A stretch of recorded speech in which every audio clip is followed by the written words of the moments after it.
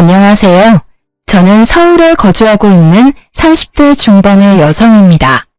이제 막 돌진한 남자아이를 키우고 있는데 처음 육아라 많이 어렵고 지칠 때도 있네요. 여기에 남편이랑 이혼까지 하고 나니 속이 너무 답답하고 힘들더라고요. 가족들에게 이야기하자니 걱정하실까 염려스럽고, 그렇다고 친구들에게 이야기하면 어쩐지 제 얼굴에 침 뱉기 같아서 어떻게 이 답답함을 풀어야 할지 모르고 살고 있었습니다. 그러다 우연히 친구 소개로 이 채널을 알게 됐는데, 여러분들의 이야기를 들으면서 함께 화내고 웃다 보니 어느덧 정이 들었는지 저도 이렇게 제 이야기를 꺼내보네요. 어쩌면 답답하고 어이없는 일에 놀라실 수도 있을 것 같은데, 친구나 지인이 들려주는 이야기라고 생각하시면서 함께 공감하고 위로해 주셨으면 하는 바람이에요. 그럼 지금부터 제 이혼 이야기를 풀어보겠습니다. 저랑 남편은 불같은 사랑을 한 것도 아니고 그냥 결혼 정년기에 서로 짝이 없던 찰나 부모님들 지인이 서로 중매를 서주셔서 맞선 비스무리하게 소개팅을 했고, 집안이나 조건 모두 비슷해서 빨리 결혼한 케이스인데요. 6개월 정도 만나고 결혼을 했는데 서로 잘 모르는 사이에서 그냥 덜컥 혼인신고와 결혼식을 하니 부딪히는 점이 많았어요. 그래도 제가 좀 순한 성격이라 맞춰주면서 살아왔는데 딱 한 가지 도저히 참을 수 없는 게 바로 아이 관련 문제였습니다. 남편이랑 결혼한 지 5년 차가 됐는데 아이가 안 생기더라고요. 요즘 난임 겪는 분들이 워낙 많으시니까 이해하시겠지만 저랑 남편 모두 딱히 어떤 건강상의 문제가 있는 것도 아니고, 그렇다고 제가 임신하기 힘들 만큼 나이가 많은 것도 아닌데 5년이 다 되어가도록 임신이 되지 않으니 걱정이 됐어요. 물론 남편이랑 열렬히 사랑해서 서로를 닮은 아이를 꼭 낳고 싶다는 마음이 있는 건 아니었지만, 왜 사람이 가정을 꾸려서 별 문제가 있는 것도 아닌데 아이가 생기지 않으니 조급해지더라고요. 그래서 친정엄마 아빠도 몸에 좋은 약을 지어주시는 등 걱정하셨는데요. 처음 3년 동안은 그냥 배란기에 맞춰서 노력해보는 등 자연 임신을 시도했지만 소용이 없길래 제 나이도 점점 들어가고 더 늦으면 안 될 것 같아 의학의 힘을 빌리기로 했습니다. 다행스럽게도 3번째 시험관 시도 끝에 귀한 저희 아들을 얻게 됐는데, 시모가 자꾸만 2대 독자 손주의 육아에 끼어들어서 참견을 했고, 효자 남편은 제 편이 아닌 시모의 편을 자꾸 들면서 트러블이 커졌어요. 처음에는 귀한 손주니 그럴 수 있다고 스스로 이해해보려 했지만 점점 도가 지나치니까 제 아들은 제가 지켜야겠다는 생각이 들었고, 도저히 방관하는 남편도 곱게 보이지 않더라고요. 시모는 무속신앙과 민간요법을 아주 맹신하는 분이셨어요. 물론 그런 것들이 나쁘다고는 생각하지 않아요. 하지만 맹목적으로 믿고 어린 제 아들에게까지 접목을 하시니 솔직히 엄마된 입장에서는 탐탁치 않게 느껴지더라고요. 아마 제 친정엄마 아빠가 그렇게 하셨어도 정말 치를 떨며 하지 말라고 고래고래 소리를 지르며 막았을 텐데요. 처음에는 저희 부부가 임신이 잘 안 되니까 제가 타깃이었어요. 저한테 임신이 왜 안 되냐면서 무슨 문제 있는 거 아니냐는 식으로 몰아가서 기분이 나빴던 적이 한두 번이 아니었답니다. 심지어는 출처를 알 수 없는 이상한 한약 같은 걸 자꾸 지어오는 겁니다. 저는 성격이 좀 확실한 편이라서 누가 주는 음식은 잘 안 먹어요. 그래서 시모가 생각해서 지어준 거지만 한약이 몸에 잘 안 받는 체질이라면서 극구 사양을 했는데요. 몸에 좋은 거니까 꼭 먹으라면서 자기 본인 앞에서 다 먹을 때까지 안 갈 거라면서 생떼를 부리는 겁니다. 솔직히 어이없었지만 진짜 안 먹으면 안 갈 것 같아서 억지로 먹었는데, 이후에도 한약 다 먹었는지 남편 통해서 감시하며 확인을 하지 않나, 싫다고 해도 자꾸 강요를 하니 진짜 부담스럽더라고요. 그리고 저희 부부는 시험관 시술을 통해서 아이를 얻었잖아요. 이런 건 의학적으로도 증명할 수 있는 명확한 사실인데도 불구하고 시모가 자꾸 아들을 낳게 된 건 자기가 100일 동안 정성 들여 기도한 덕분이라며 자기 보고 감사해야 한다고 떵떵거리는 게 아니겠어요. 진짜 주위에 결혼한 친구들에게 말하면 요즘에도 그런 시어머니가 있냐면서 다들 이해를 못하더라고요. 그래도 여기까지는 좀 당황스럽기는 해도 얼마나 손주가 보고 싶었으면 이렇게 하시겠나 싶어서 참고 넘어가려고 했어요. 친정엄마 아빠께 말씀드려도 사돈이 귀한 손주 얻어서 기분이 좋아서 그런 거고 어른이니까 젊은 며느리인 네가 조금만 이해하고 넘어가라고 신신당부를 하시더라고요. 그렇게 시모 말은 한 귀로 흘리면서 모른 척하고 살았는데 도저히 제 기준에서는 납득하기 힘든 일이 또 벌어졌습니다. 아기를 낳으면 출생신고를 한 달 이내에 해야 하잖아요. 그래서 저희 부부도 아기 이름을 짓고 출생신고를 하려고 했답니다. 사실 저희끼리 생각했던 예쁜 이름들이 몇 가지 있었는데 태어난 사주랑도 맞춰서 지어야 한다기에 미뤄지게 됐었죠. 그런데 대뜸 시모가 2대 독자 손주가 앞으로 큰 인물이 되고 건강해지는 이름이라면서 요즘 어린아이들에게 절대 안 쓰는 무슨 1950년대에나 쓸 법한 촌스러운 이름을 권하는 거예요. 제가 여기서 정확히 말씀드리지는 못하지만 딱 듣기에 돌쇠, 먹쇠, 꺽쇠 같은 느낌이라 진짜 너무 싫더라고요. 저뿐만 아니라 항상 조용하고 가정일에 무관심해 보이던 시부도 그건 좀 아닌 것 같다면서 나서지 말라며 시모에게 면박을 줬습니다.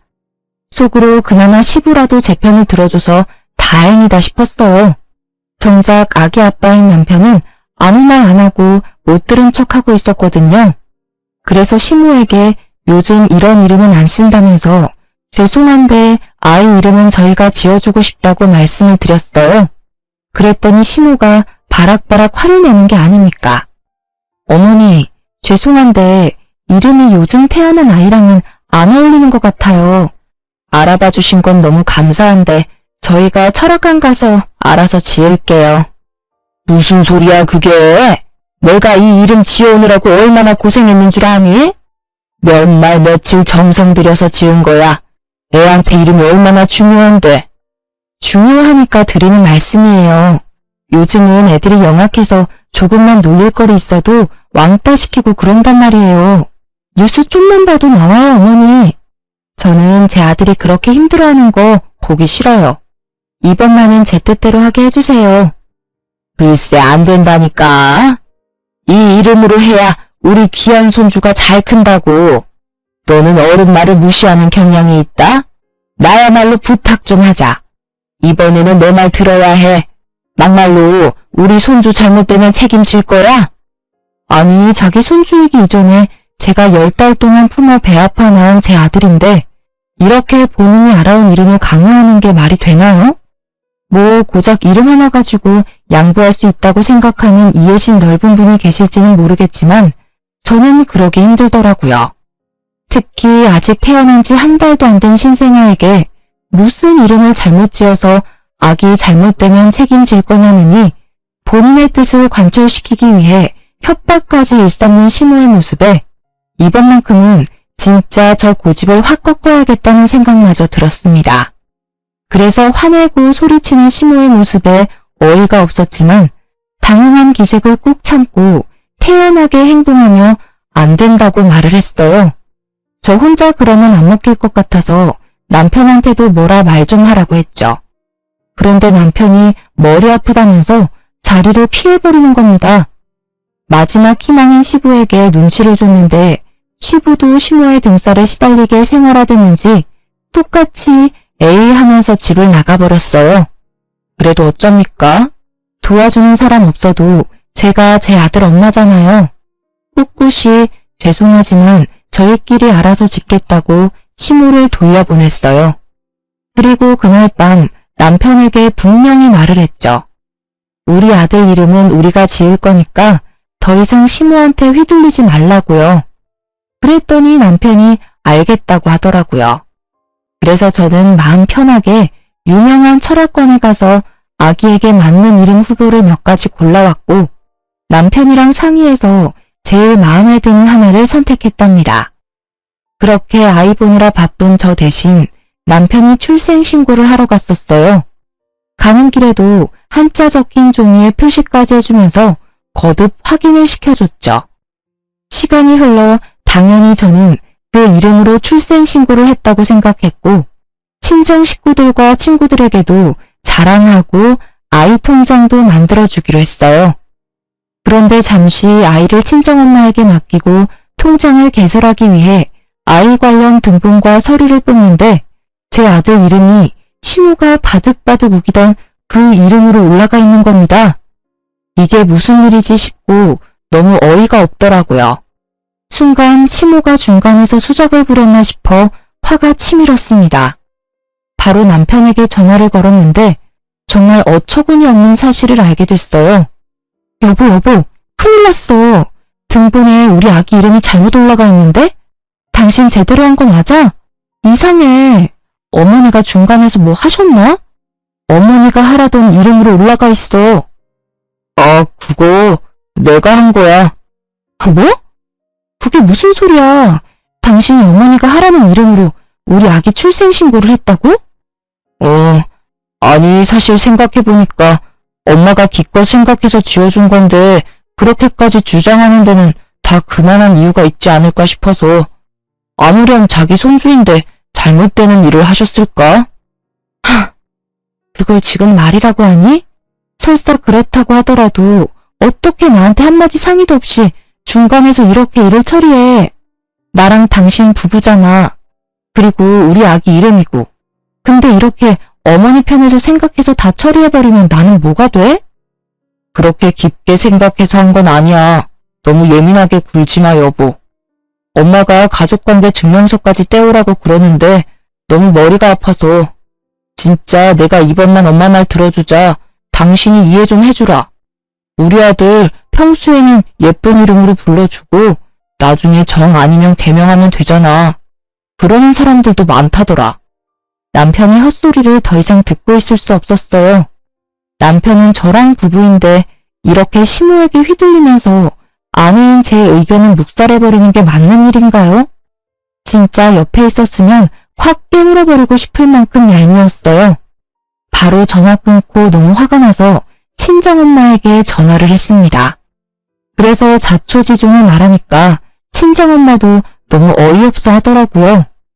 그러면서 출생신고를 마쳤으니 정정도 어렵고 개명해야 한다면서 시모가 보통이 아니니 조심하라고 혀를 내두르셨어요. 친정엄마도 지인 말만 듣고 결혼을 하라고 주선을 했는데 시모가 이렇게까지 고집불통인 줄은 미처 모르셨나 봐요.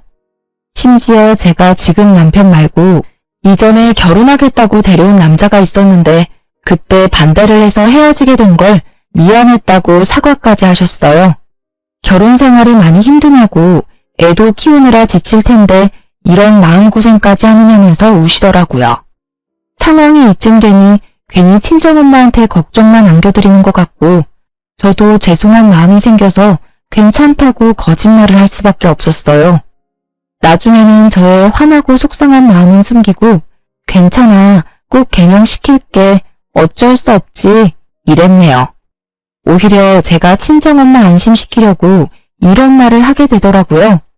그렇게 고집불통 시모와 그런 시모에게 꼼짝 못하는 남편, 그리고 제 결혼 생활이 힘들면 그걸 본인 탓이라고 미안해하는 친정엄마와의 관계에 갇혀 어떻게 해야 할지 몰라 답답했습니다. 그래도 시간은 흘러 마음을 추스리고 아이를 키우는 재미에 빠져 살았어요. 출산 직후에는 매일 반복되는 밤수유와 정신없는 육아에 지쳐 살짝 산후우울증이 오기도 했는데 시간이 흐르면서 저도 적응을 했는지 아기가 너무 예뻐서 힘듦이 사르르 녹게 되더라고요. 아마 아기 키워주신 주부님들이라면 다 아실 텐데요. 매일 추레한 모습으로 일어나 아이와 동고동락하면서 24시간을 지내다 보면 하루가 정말 순식간에 지나가잖아요.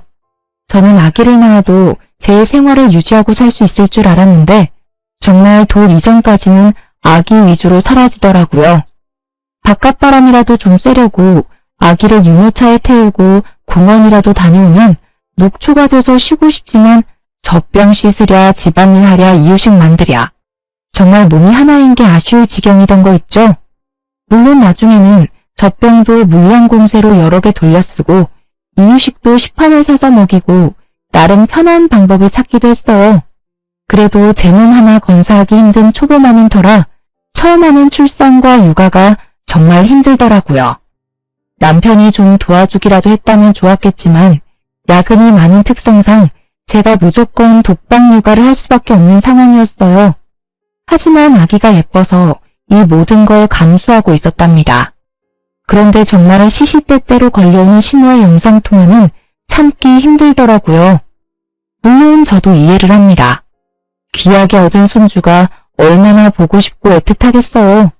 저희 친정엄마 아빠도 영상통화하는 재미에 빠졌다면서 웃으시니 그 모습을 보는 것만으로도 뿌듯하고 아기 낳기에 잘했다 싶었거든요.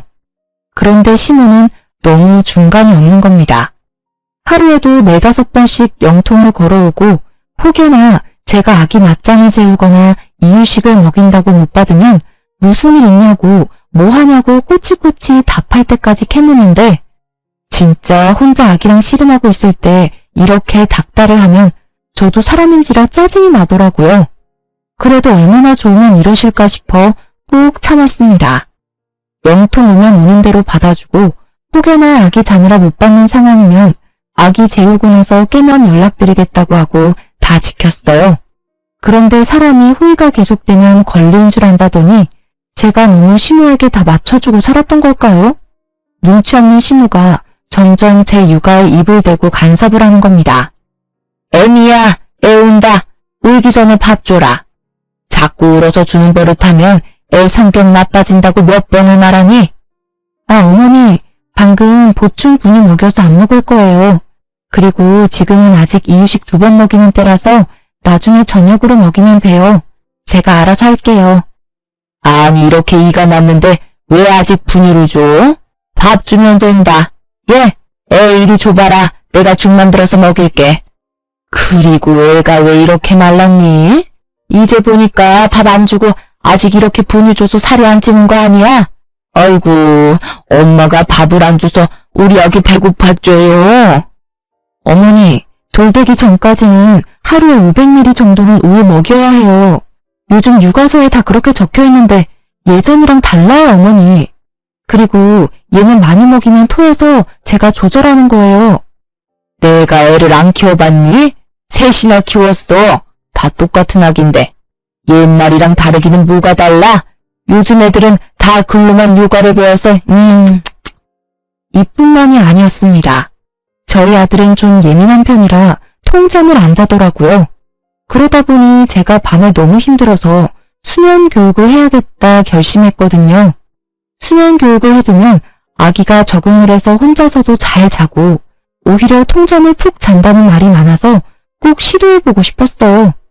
그렇게 열심히 노력한 끝에 아기 방에 따로 분리수면까지 성공을 했습니다. 그런데 이거 가지고 시모가 난리를 부리더라고요. 아니 얘, 애를 왜 이렇게 다른 방에 재우는 거야? 너희가 데리고 자야지. 잠자다 깨서 혼자 있으면 얼마나 무섭겠어? 어머니, 지금 애기 너무 잘 자요. 원래 저희랑 붙어 잘 때는 애가 너무 예민해서 조금만 움직여도 깨고 그랬는데 옆에 아무도 없으니까 더 편하게 오래 통잠 자요. 괜찮아요. 무슨 소리야? 누가 그렇게 매정하게 애를 키운다니? 나는 안 그랬다. 자고로 애는 엄마 품속에서 체온을 느끼면서 자야 정서적으로 안정되고 그러는 거야. 너 그러다 나중에 큰일 나. 무슨 큰일이요? 요즘 엄마들은 다 이렇게 키워요. 세상이 달라졌어요. 세상이 달라지긴 뭐가 달라져?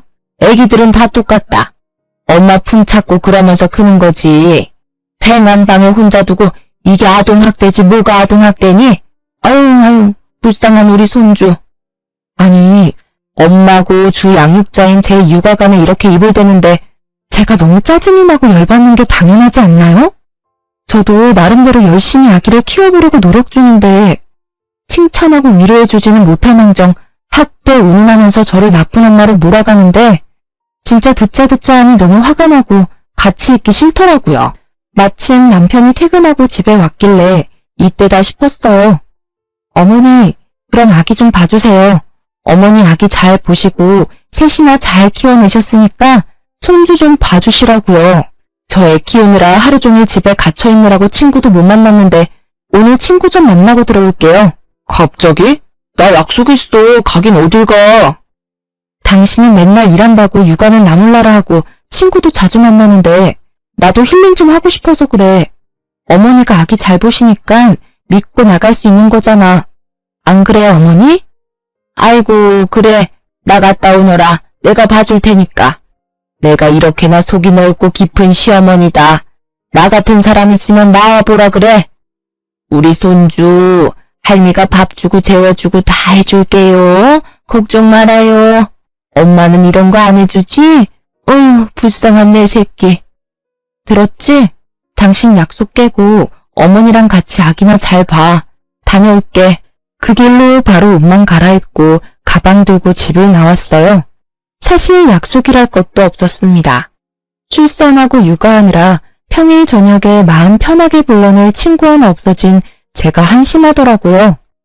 그래도 오랜만에 저녁 시간에 자유를 얻어서 집 앞 공원도 걷고 카페에 들어가서 한가롭게 지나가는 사람들 구경도 하고 이게 바로 자유부인의 여유구나 싶어 기분이 좋아졌어요. 진작 이렇게 맡기고 나와서 놀걸 내가 괜히 혼자 다 하려고 했나? 이제 좀 내려놓고 살자 라는 생각도 했고요. 얄미운 말만 골라 하는 시모지만 그래도 이렇게 손주를 좋아하고 잘 봐주신다고 하니까 나와서 놀 시간도 생기고 좋은 점도 있네? 긍정적인 생각도 했죠. 그런데 저도 참 우스운 게 엄마는 엄마더라고요. 아기랑 떨어져서 혼자 있으면 아기 생각이 하나도 안 날 것 같았는데 괜히 폰을 뒤적여서 신생아 시절 옛날 사진을 보고 아유 귀여워 진짜 많이 컸네. 혼자 이렇게 주접을 떠는 거 있죠? 그러면서 저 없이 남편이랑 시모가 예민하고 까탈스러운 우리 아들 때문에 얼마나 고생하고 있을까 궁금해졌어요. 그래서 남편한테 전화를 걸었는데 한창 아기랑 씨름하고 있을 거라고 여겼던 제 생각과는 달리 친구랑 술을 마시고 있는 겁니다. 알고 보니 제가 나가고 아기는 시모에게 덜렁 맡겨두고 그대로 친구를 만나러 획 나가버린 거였어요. 진짜 이게 아빠 맞나? 뺀질한 남편이 너무 얄밉더라고요. 그러면서 집에 혼자 있을 시모와 아기 생각이 났습니다. 아무리 할머니라고 해도 낯가림을 시작하는 아기가 울지는 않을까, 엄마 없는 걸 알고 불안해하지는 않을까 바보처럼 걱정이 되더라고요. 그래서 신경이 쓰여서 2시간도 안 돼서 집에 들어갔어요. 그런데 한창 아기 보느라 정신없이 바쁠 거라 생각했던 시모는 안 보이고 아기 혼자 놀이매트 위에서 놀고 있더라고요. 시모는 어디 갔지 싶어 거실과 주방을 둘러보는데 안 보여서 가셨나 싶었는데 아기 방 쪽에서 부스럭거리는 소리가 들렸어요. 그래서 조심스레 문을 열었는데 글쎄 시모가 아기 침대 매트리스를 뒤집고 낑낑거리고 있는 겁니다. 어머니, 거기서 뭐 하세요? 아유, 깜짝이야. 너는 인기척도 없이 들어오니? 뭐 이렇게 빨리 왔어? 친구 만난다더니. 아, 약속이 깨져서 그냥 빨리 들어왔어요. 그런데 뭐 하시는 거예요? 애기 매트리스는 왜 다 뒤집어 놓으셨어요? 그리고 손에 그건 뭐예요? 시모 손을 자세히 보니 종이 몇 장이 팔랑팔랑 대고 있더라고요. A4 용지도 아니고 한지처럼 얇은 종이에 붉은 글귀들이 가득해서 살펴보니까 다름 아닌 부적이었습니다. 제 표정이 일그러지는 걸 느꼈는지 시모가 당황하면서 재빨리 매트리스 밑에 부적을 끼워두고 침대를 돌려놓더라고요. 어이가 없어서 바로 매트리스 까서 부적을 챙겼습니다. 아, 별거 아니야. 신경 쓰지 마라. 애기는 애기 봐야지 너는. 아니 어머니, 별거 아닌 게 아니라요. 이런 걸 왜 애기 매트리스에 붙여요? 어디에 쓰는 건데요? 무슨 의미가 있는 거냐고요. 아유, 또 시작이다 또 시작이야. 그냥 무탈하고 건강하게 밤잠 잘 자고 좋은 꿈 꾸라고 내가 빌어서 누가 써준 거야. 다 좋은 의미지. 내가 이상한 거 우리 손주 머리맡에 붙이겠니? 너는 그냥 내가 하는 건 다 도끼 눈을 뜨고 보지? 어머니, 솔직히 말씀드릴게요. 저는 이런 거 별로 안 믿어요. 특히나 어른도 아니고 아직 말도 못하는 아기 쓰는 물건에 이렇게 몰래 붙여두는 거 오히려 찝찝하다고요. 제발 좀 이러지 마세요. 너는 말을 해도 참 섭섭하게 한다. 나 우리 손주 할미야. 하나밖에 없는 2대 독자 잘 크게 하려고 하는 건데 너는 정작 어미가 돼서 밥도 제대로 안 주고 잠도 잘 안 챙겨 재우는데 내가 이런 거라도 신경을 써야지. 우리 2대 독자 너 때문에 다치고 아프면 책임질 거야? 진짜 그놈의 책임. 짜증이 머리 끝까지 치솟더라고요. 제가 엄마지 시모가 엄마인가요? 시모는 그냥 할머니답게 뒤로 한 발 물러나서 제가 하는 육아를 마음에 안 들더라도 지켜봐줬으면 좋겠는데 어떻게 이렇게 사사건건 간섭을 하는지 모르겠더라고요. 제 상식으로는 이해 불가라서 진짜 가슴이 답답했어요. 이런 것도 다 이해하고 넘어가는 세상 착한 며느리가 있을까요? 저도 남에게, 특히 나이 많은 어르신들에게는 싫은 소리 못하고 조금 손해보더라도 예의 차리는 순한 성격이거든요. 그런데 정작 제 시모가 이렇게 안하무인으로 구니까 더는 참고 지내지 못하겠다는 생각이 들더라고요. 그래서 일단 시모 보고 가시라고 하고 남편한테 전화를 걸어 지금 당장 안 들어오면 이혼할 거라고 통보했습니다. 놀란 남편이 무슨 일이냐면서 급하게 들어왔어요. 여보, 나 이렇게 못 살겠어. 내가 나쁜 엄마야? 아기 밥 안 주고 잠도 잘 안 재우는 나쁜 엄마냐고. 맨날 밖으로 놀러 다니고 아기한테 관심 1도 없는 당신이 나쁜 아빠 아니고? 갑자기 또 왜 그래? 당신도 오늘 친구 잘 만나고 왔잖아. 우리 엄마가 아기 잘 봐줘서 잘 놀고 와서 왜 이래? 나 친구 안 만났어. 맨날 24시간 아기 보느라 만날 친구도 다 끊겼어. 그런데 우리 어머니는 나보고 아동학대 운운하면서 애 그렇게 키우지 말라고 나 때문에 다치고 아프면 책임질 거니. 이거 봐. 이런 부적까지 붙이면서 내 탓이라고 간섭하는데 내가 언제까지 참고 넘어가야 해? 아, 난 또 뭐라고. 별것도 아닌데 당신 요즘 보면 너무 다크해. 산후우울증 뭐 그런 거야? 병원 끊어줄게. 좀 다녀.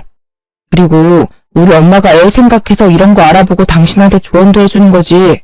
사람 성의 무시하지 좀 마. 정말 지긋지긋하게 시모 편을 드는 남편이었어요. 결혼하고 아기 낳으면 그렇게 많이 싸운다던데 저는 사실 육아하는 건 힘들어도 참을만 했거든요. 그런데 진짜 입 육아하고 저를 나쁜 엄마로 몰아가는 이 시모와 남편 때문에 정말 가슴이 터질 것 같았어요. 나중에는 제가 예민하고 산후우울증 때문에 그런다는데 아무리 생각해도 저는 너무나 멀쩡하고 정상적이었거든요. 제가 욱하고 화가 날 때는 시모 그리고 그 편을 드는 남편과 엮이는 일이 생길 때뿐이었습니다. 이때부터는 저도 너무 빡쳐서 시모가 연락 오면 절대 안 받고 무슨 일 있냐고 찾아와도 아예 대꾸를 안 했어요. 회피하는 게 답은 아니지만 그냥 그렇게 놔버리게 되더라고요. 그렇게 아기만 보면서 살다 보니 어느덧 돌잔치 날이 됐습니다.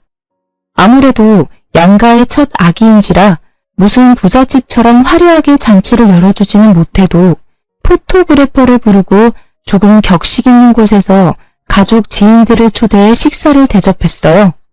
다행히 아기도 이날 컨디션이 좋아서 방실방실 많이 웃고 노래가 나오니 몸도 이리저리 흔들고 춤추며 이쁜 짓을 많이 해서 저도 기분 좋고 다들 즐거워했죠. 돌잡이 때는 또 청진기를 잡아서 의사 될 거야 우리 아들 하면서 남들 다 아는 고슴도치맘의 면모를 보이곤 했습니다. 그렇게 돌잔치가 무르익을 쯤이었어요. 꼴 보기 싫은 남편이랑도 좋은 날이니 좋은 모습 보이자며 사이 좋은 부부인 것처럼 최선을 다하고 있었는데 갑자기 스님 복장을 한 남자 한 명이 들어오더라고요. 너무 특이한 복장이라 뭐지? 우리 손님 맞나? 하고 의아해하는데 시모가 합장을 하며 너무 반갑게 맞이하는 거예요. 그때까지는 그냥 시모 손님인가 보다 저런 사람도 안 해? 하고 말았는데 이 스님이 시모랑 속닥속닥거리더니 대뜸 저희 부부 아들에게 걸어오는 겁니다.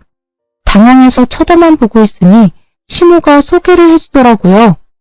인사해라. 강원도 산에서 유명한 땡땡 스님인데 내가 우리 손주 돌잔치 날이라고 어렵게 모셔왔어. 고마운 줄 알아라. 안녕하세요. 아들 내외 분이시죠? 말씀 많이 들었습니다. 손주가 아주 똘똘하고 귀엽게 생겼네요. 복이 많은 얼굴이에요. 이분이 우리나라에서 관상 잘 보기로 손에 꼽히는 분이다. 내가 우리 손주 사진 보여드리니 직접 관상 보고 기도까지 해주신다니 뭐니 얼마나 감사한 일이야. 잔뜩 들뜬 시모 말을 듣는데 기가 막혔어요. 이제 고작 돌이 된 아기가 무슨 관상이 있나요? 풍문으로 듣는 이야기만 해도 아기 얼굴은 크면서 12번도 더 바뀐다고 흔히 말을 하잖아요. 제가 봐도 태어난 직후에는 남편을 많이 닮았었는데 돌이 가까워지고 얼굴 윤곽이 드러나면서부터는 제 어릴 때 사진이랑 똑같이 생겨서 신기했거든요. 그런데 아직 졸리면 울고 옹알이하는 아기를 두고 관상을 봐준다면서 기운이 좋니 나쁘니 입대는 게 싫었어요. 그래서 아주 싫은 티를 팍팍 냈더니 남편이 눈치채고 저를 따로 불러서 좋은 날인데 예의 없이 굴지 말라고 자기도 아는 사람이니까 봐주자고 하더라고요. 당신은 이해되냐고 했더니 어쨌든 어머니가 불러서 좋은 날 와주신 손님이고 축하해주러 온 거니까 넘어가자는 거예요. 무슨 이런 이해심이 바다같이 넓은 사람이 있나 싶었어요. 자기 어머니한테 대한 건 무조건 수용하는데 저는 이런 효자랑 진짜 못 살겠다 싶더라고요. 그래서 나는 그렇게 못한다고 시모한테 관상 볼 필요 없다고 남들 보기에도 좀 이상하니까 밥만 드시고 가셨으면 좋겠다고 했어요. 그랬더니 시모가 얼굴이 빨개지면서 자기 손님인데 무시하는 거냐면서 갑자기 소리를 바락 지르더라고요.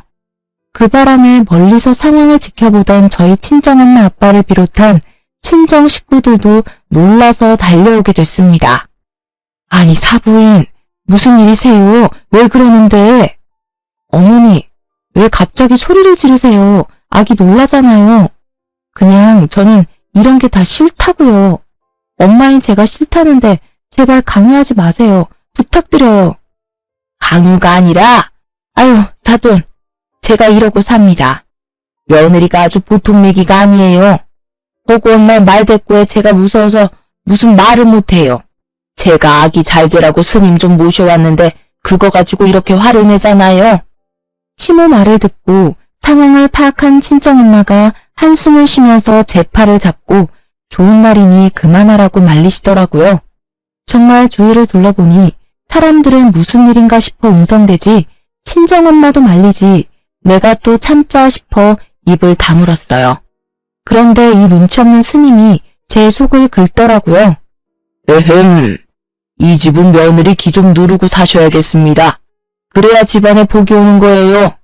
며느리분, 명심 좀 하세요.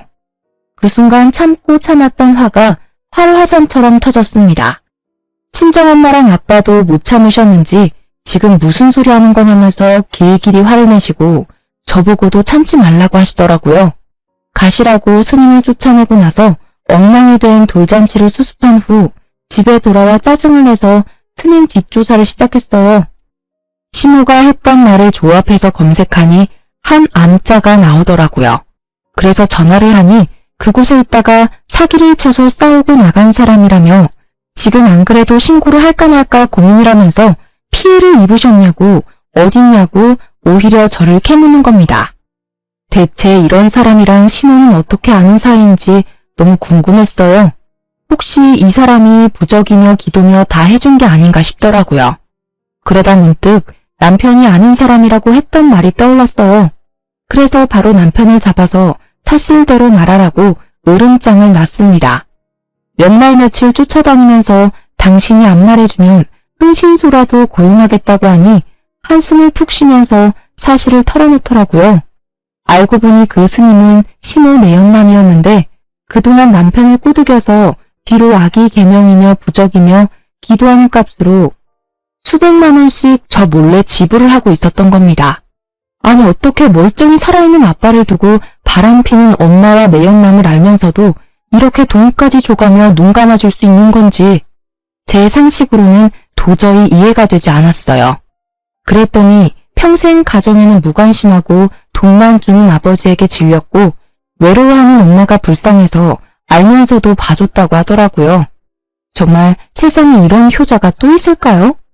제가 나서지 않으면 남편은 계속 시모에게 잡혀 살 것 같았어요. 엄밀히 말하면 시모의 내연남인 그 땡중에게요. 그래서 시모한테 단단히 일러두려고 따지러 갔습니다. 어머니, 저 다 알고 왔어요.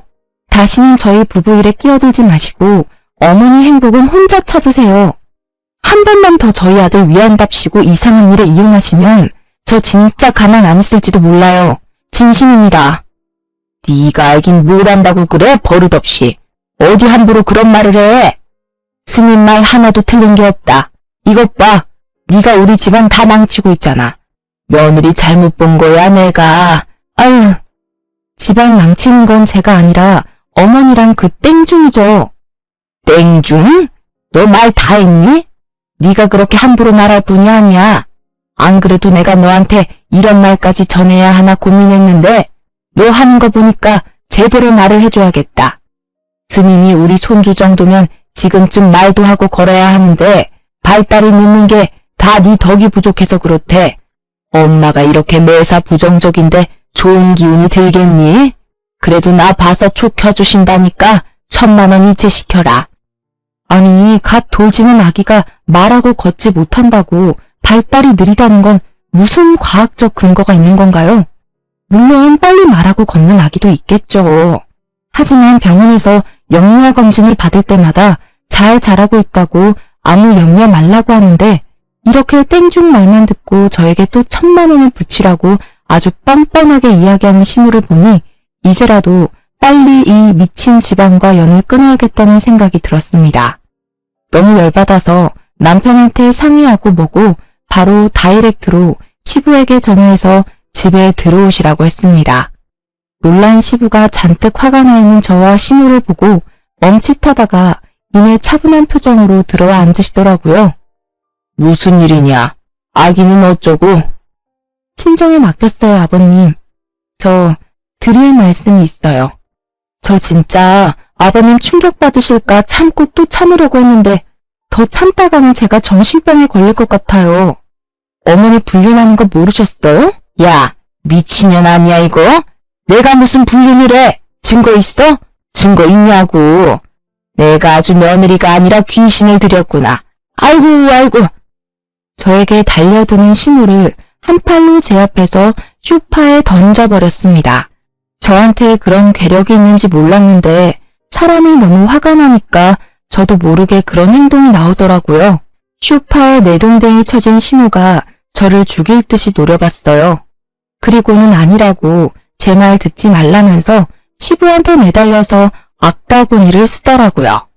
그런데 시부가 시무를 감싸기는커녕 가만 있으라면서 뿌리치는 겁니다. 그 땡중 말하는 거냐?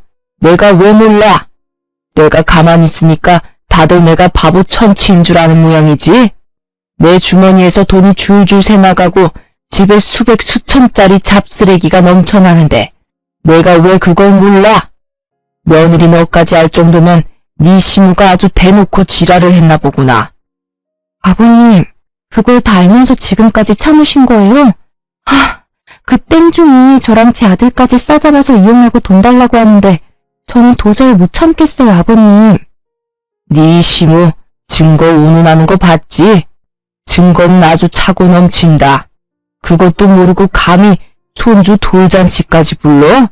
내가 여태껏 며느리한테 쪽팔려서 말도 못하고 근데 이렇게 너까지 알게 된 이상 내가 더 참을 게 뭐 있겠냐?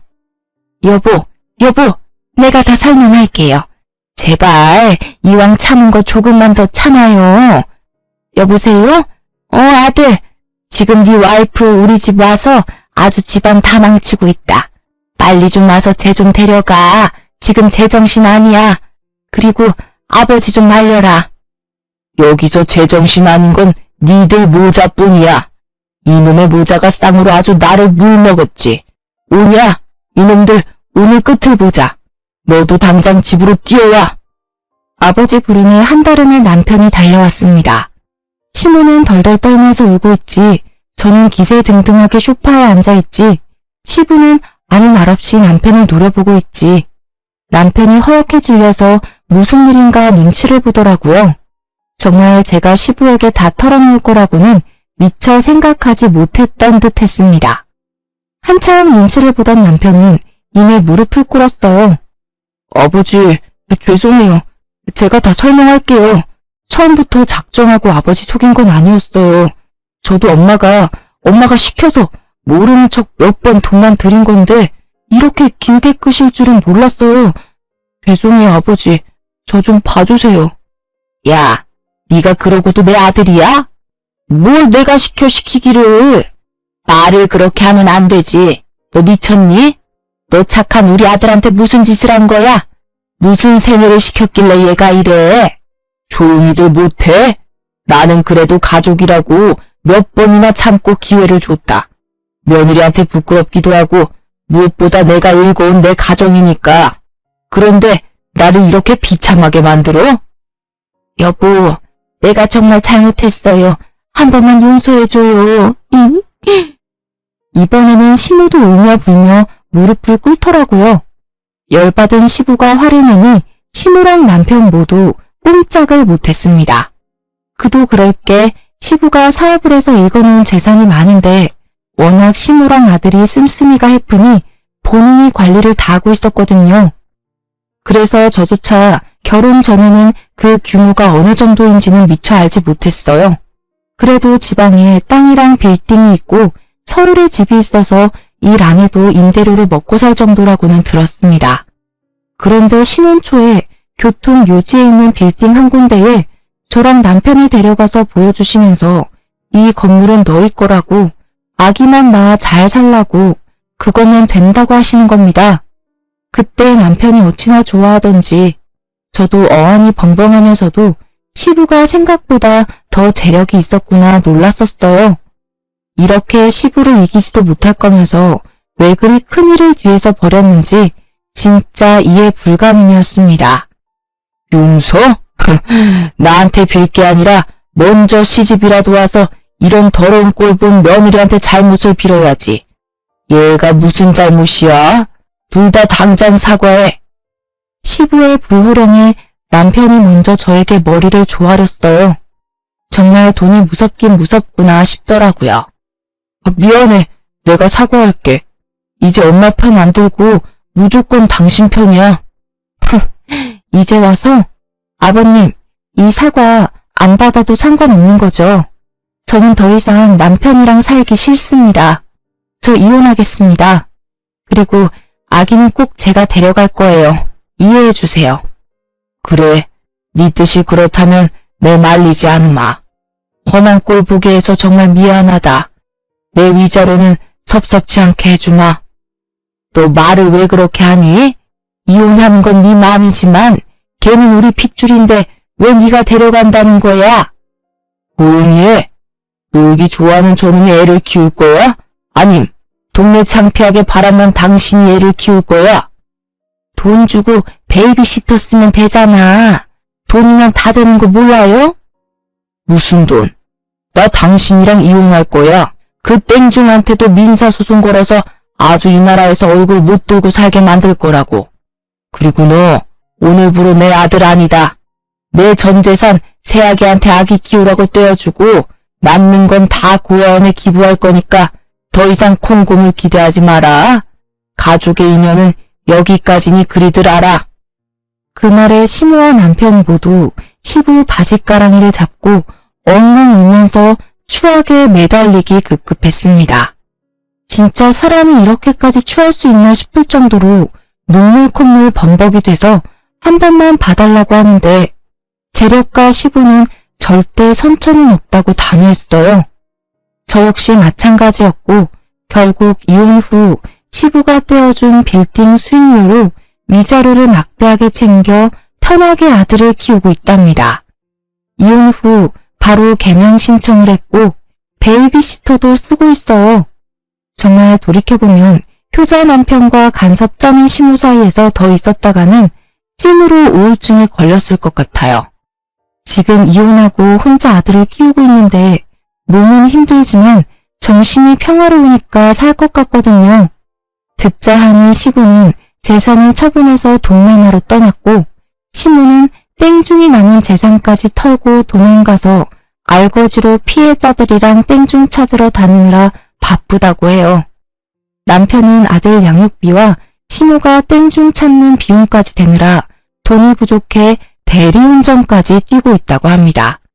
정말 제가 그들처럼 진실을 숨기고 참고 살았다면 이렇게 평화로운 시간을 보낼 수 있었을까 싶어요. 혹시 저처럼 이상한 모자 사이에서 답답해하는 분들 계시다면 참지 말고 맞서 싸우라고 말씀드리고 싶네요. 그럼 지금까지 제 이야기 들어주셔서 감사하고 저는 아들과 함께 앞으로도 용기 내 살아보겠습니다.